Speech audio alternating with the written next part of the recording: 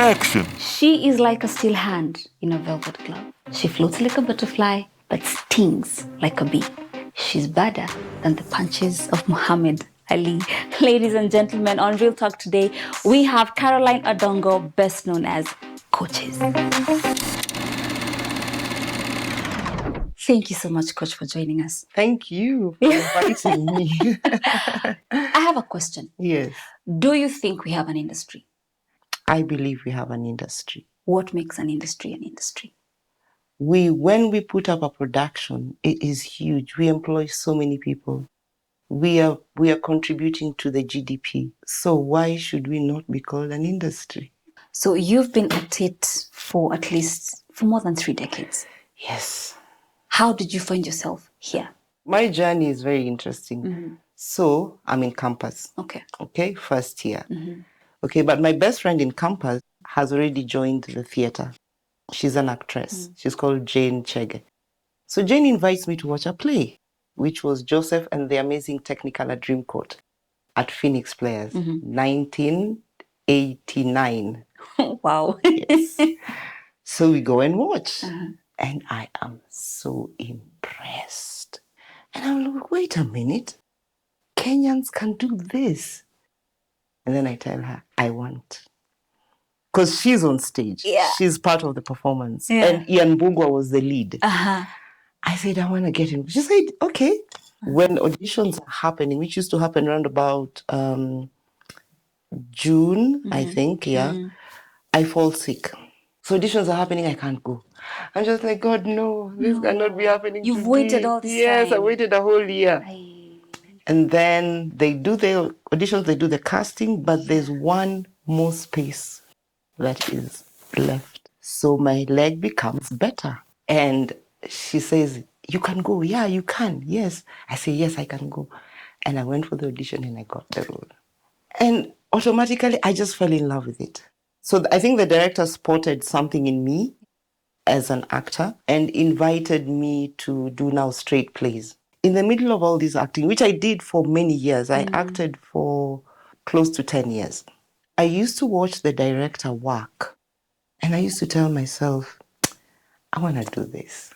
You know, just creating magic out of what is written on a paper, which is a script.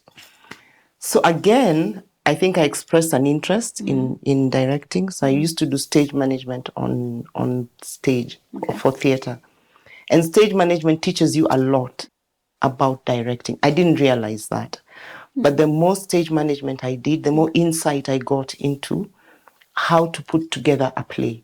So then I transitioned from stage to film. And how did that happen? I was working with Spielworks Media, Dorothy Getuba. Yeah. And I went in as script supervisor.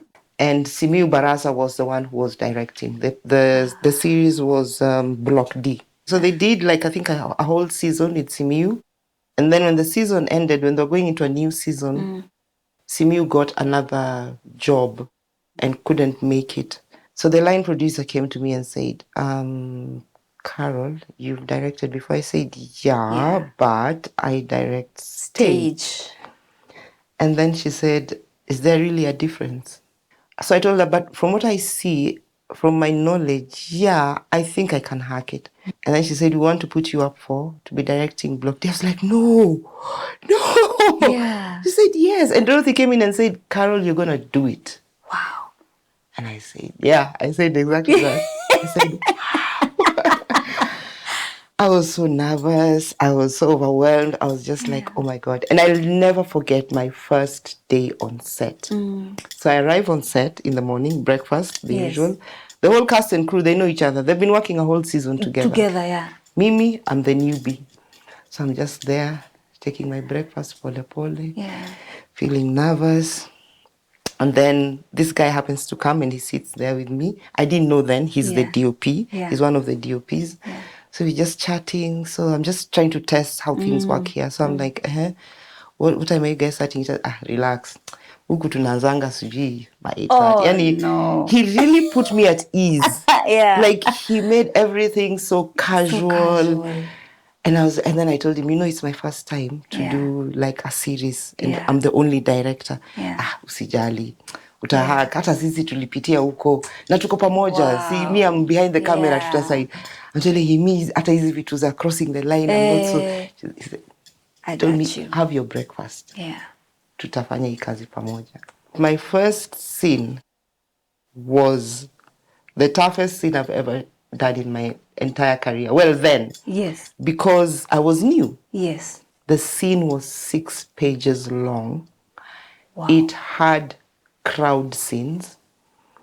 It's set in like people are living in how do you call it, like an apartment building or like unajua mtaani, the way there's blocks of flats, but kuna aka courtyard pale watu wanakutana and everything. So somebody is being kicked out of their house for lack of payment of rent. Yeah. So there's going to be hula baloo of neighbors coming out and then noise and the guys there's chaos and everything. For me, the easy part was blocking. So I blocked the scene, haraka upesi, hey, you coming from there, you're coming from there, you're doing this, hey, you'll be coming from there, you'll do this, and then you guys come here, you make noise, and then I finished blocking. Then the DP asked me, hey, tunachukua wide kutoka wapi? Wow. Hapo ndio jasho ilianza kutiririka. Yeah, because I was blocking without thinking about where I'm going to place the camera. And one thing that worked for me is that thing of, we unaonaje? Yeah. Yeah. And what do you think? Yes. Tuweke wapi? Yeah. And he guided me and decided shooting. And then, of course, when now you've done your wide, and then now we had to do 2 wides because it was huge. It was a very big scene. So after you've done the wides, now we need to go for the close-ups. Yeah. Sasa mimi coach sijui crossing line ni nini. So me, I'm just saying, hey, alafu tuchukue hii, I'm being told, hapo ume cross line. I'm like, okay. Where is this line, guys? Yeah, where is this line? Where is this line? I struggled through it. I made it to the end. Yeah. And there, my journey started. Given that first experience, do you think, as a director, how important is it for you to actually have rapport with your DOP? Directors should choose their DOPs because you must be in sync. Yeah, if you're not in sync with your DOP, there's going to be a lot of grief on that set. Like, I've worked with DOPs who I'm starting to explain a scene, what I want in the scene, and ashashika. They're moving forward. They've even, they can, do for me this and that, and then they even suggest to me certain things which I hadn't thought about in terms of camera angles and everything. And I'm like, yes, you took the words right out of my mouth. Yeah. So having had all this time, especially on sets and filming, have you developed a process? Do you have a process that you like just need to sit and just? I can never block a scene in my head. I read the scene, yes. I've got a visual. I see it. But when it comes to working it, I work off what the actors give me. But at the same time, as I am blocking, things pop in my head. I block it this way and then something happens and I'm like, wait a minute. Yeah. Let's try it this way. Wait a minute. Let's add this. So I am the kind of person who works really, really on the floor. And I'm very spontaneous. Sometimes it's what an actor does. Sometimes it's when they run the entire scene. Then I look at it and I'm like, that doesn't work. Let's change it. Or this works. One time I had a very huge, a scene that had all the main actors and they're having dinner or something like that. So I have to arrange them. I have to give them a sitting order which matches their characters, their character relationships, but also the content of the scene, which is who is talking to who reacts to. So I place them, we start rehearsing. Then in the middle of the rehearsal, I say, so-and-so, come and sit on this side, switch sides with this person. Yeah. And then, so I did it so many times and I said, guys, please bear with me. I'm going to make very many changes. And they were like, yeah, you always do. You always. I was like, oh my God. Yeah, people have noticed that. Yeah. That when I'm working, yeah, I can make changes even the last minute. So what key challenges have you faced as a female director in this industry? The first biggest challenge has been getting jobs. Everybody prefers a male director. Yeah. Okay. Everybody feels, I don't know why, that the men will do it better, especially when it comes to film, but also when it comes to technical scenes or technical stories. The general feeling is that the men will do it better than the women. I don't know why. I've sensed a lot of attitude towards me from especially male crew members, especially those who don't know me or who've never worked with me. With you. They see me, they judge. Ah, it's a chick. They even want to now start that, directing for me. They want to change my blocking. They want to teach me how to do this and that. Yeah. But usually after half a day, they realize, no, She's don't. got this. Yeah, she's got this. She knows what she's doing. Just let her be. Have you ever faced any sexual harassment? Yes, I have. Yes. It's not harassment in terms of my job being threatened. It is unwanted advances. Yeah. Somebody thinking that, you're female, you must respond to my advances. But it has never been on the level where my job was threatened. Okay. I think I'm a very tough woman. This is true. Because I see it in people. I see way before. I see the fear. Yeah. I see the respect that borders on. Yes. Hata usijaribu. Because I have been on your set, and the discipline levels on your sets are on another level. Honestly. Yeah. Sometimes they say I'm too harsh. Sura ya kazi too much. Sura ya kazi iko, but pia ni kazi. At the end of the day, ni kazi. Yeah. Work has to be done. And what I love about you and how you do things on set is that you know how to separate playtime and work time. Which is, there's a very defined line there. 1 minute you'll be laughing and coaches is back to business and you're like, oops. Tuache kucheka. But we should. Yeah. And I think I learned this very early in my career because I started off by being nice and pleasant to people. And then I realized they make you a mat. Yes. They step all over you. Yeah. And it's difficult to get the job done. Being nice doesn't get you respected. Yes. So you must draw the line. Yeah. And say, playtime is playtime. Yeah. But work is work. Work is work. You were mentored. Yes. Into this career. Yes. What are you mentoring? Are you taking in mentees? What are you doing about that? You see, the problem is in our industry, more often than not, because I'm a director, I am a hired person. So I am working on a producer's set. Yes. I am not the boss, the overall boss. I don't dictate the terms of the work environment. So it becomes difficult for me to bring in a mentee onto my set. I need to seek permission from the producer, and they don't have time for that. They're not interested in that, know. The other thing that I started doing recently is I did 2 master classes for directors. Yes. I hope that will grow. I hope I can do, a bit more of it. Just to, because we need to get more female directors. Because now I'm finding that producers, maybe because of the nature of their story, they actually specifically want a female director. A female director. And then we are how many? You can count on this one hand, and many fingers will be left. You've been at it for more than 30 years. Where would you want your career to be in the next 5 years? I really, really want to train directors. Yeah. But at the same time, I need to train actors as well. Because I've noticed a lot of our actors have no training. But where are we training though? I know. Yeah. Yes. So for me, I would really like to see a big institution that provides acting training for actors, training for directors, which is all connected, and possibly training for writers, because then you do a 360. So for someone who's watching, maybe a young person who's trying to get into this industry, what would you say a director does from step 1 to the last? Who is a director?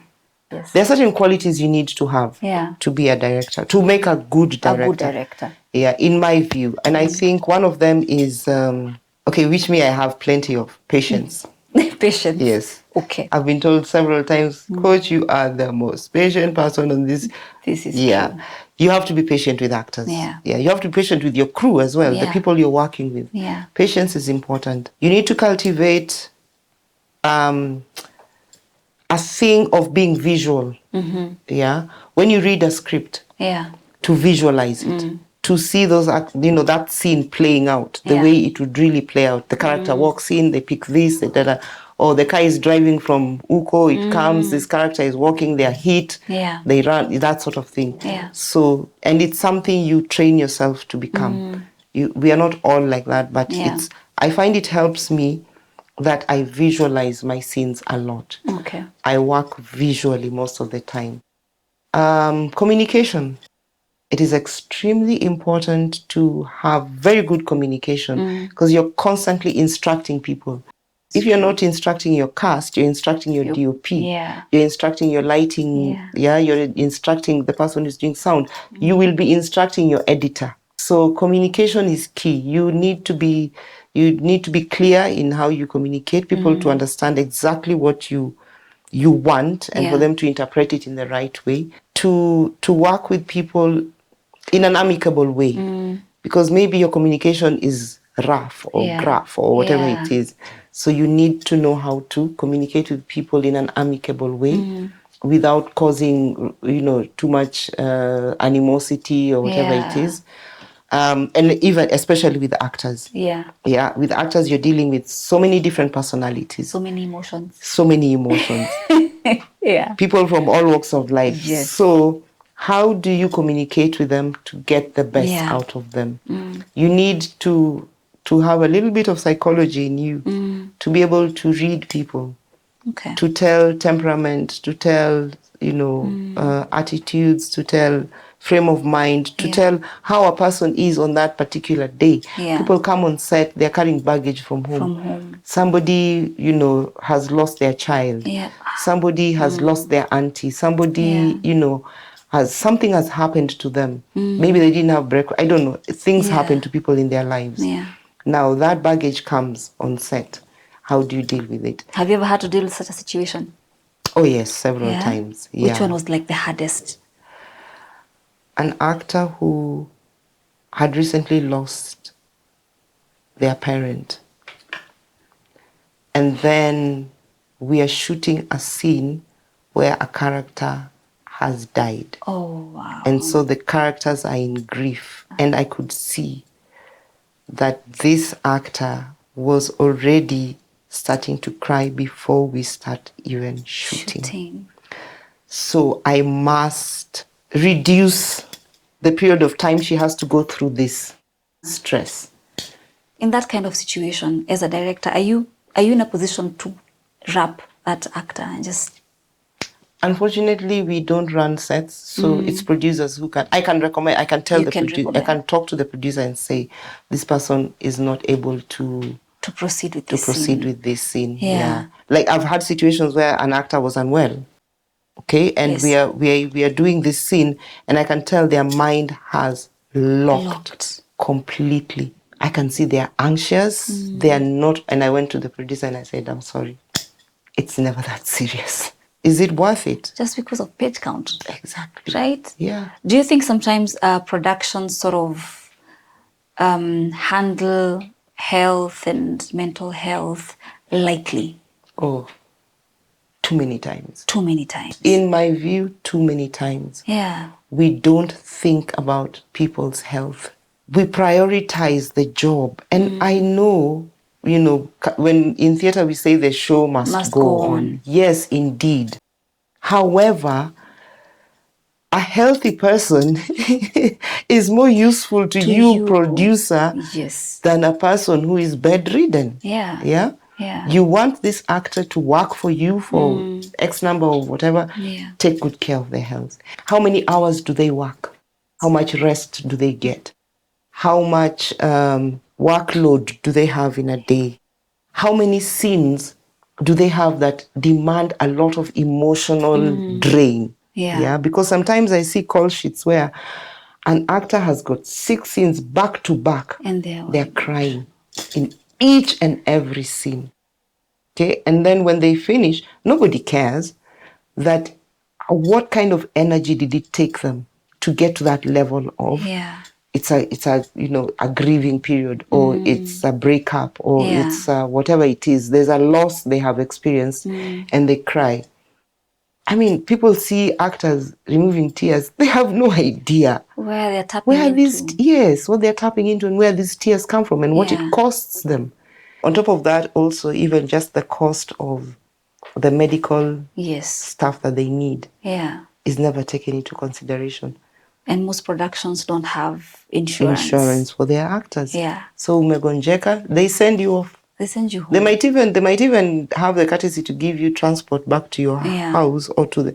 But who is bearing the cost of the you are of the medical treatment? It is you who's bearing it, and probably even that infection you got it on the set. On the set. So they're responsible for your illness, but who cares? So do you think maybe production should consider, having insurance for their actors and their crew? Yes, insurance should be a very big consideration. Working hours. Yes. Workload, is very important, but also facilities like restrooms, like where green rooms, where when an actor is not on set, they can go and lie down. There's a bed, there's some soft music, there's coffee, there's water, they can relax as they wait for their next scene. Some sets are so unfriendly to the actors. There's nowhere to sit. We are out in the open. Nobody cared to carry even chairs for you guys, even if it's not an enclosed place, but just like a seat that you can place somewhere and sit down. And if it's cold, they need something to keep them warm. If it's too hot or whatever it is, whatever the circumstances. But we are chasing money so fast. That we don't care about the welfare of our artists. I think also this brings about the mental health situation where we have so many actors struggling. Do you think some of these things are a symptom of, the things they experience from sets or from productions? Definitely it is. I've had conversations with different actors about their mental health and what the roles they play do to them. And yes, there's one particular lady who told me she had to stay away from the industry for years. She even looked for a new source of income. Wow. She went into transport industry to provide transport for school-going kids, because she had been, and I know her so well because I worked with her for many years, first on stage and then on screen. She's a brilliant actress. Always doing fantastic roles. And because you want to make ends meet, you want your career to grow, you just jump into it without thinking. But there's nobody also guiding you to tell you to de-roll. So she started having difficulty.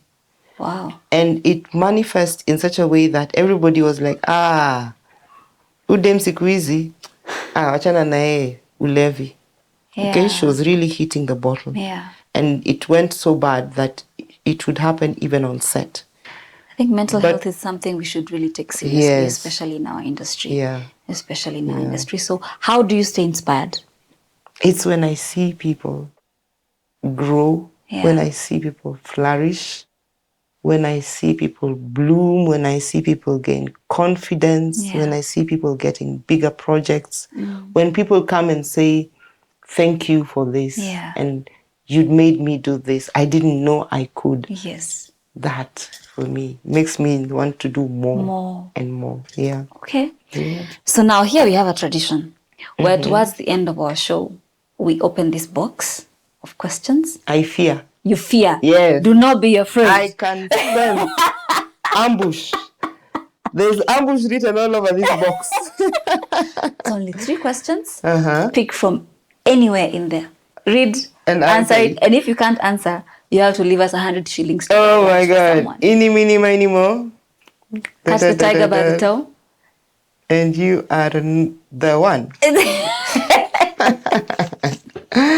Oh, you better be a good one. Huh. If you had a superpower, Ooh. what would it be and why? Uh-huh. Mine is teleportation. Hua. Umeenda. Nikirap kwa set hivi. Pop. I'm in my house in bed.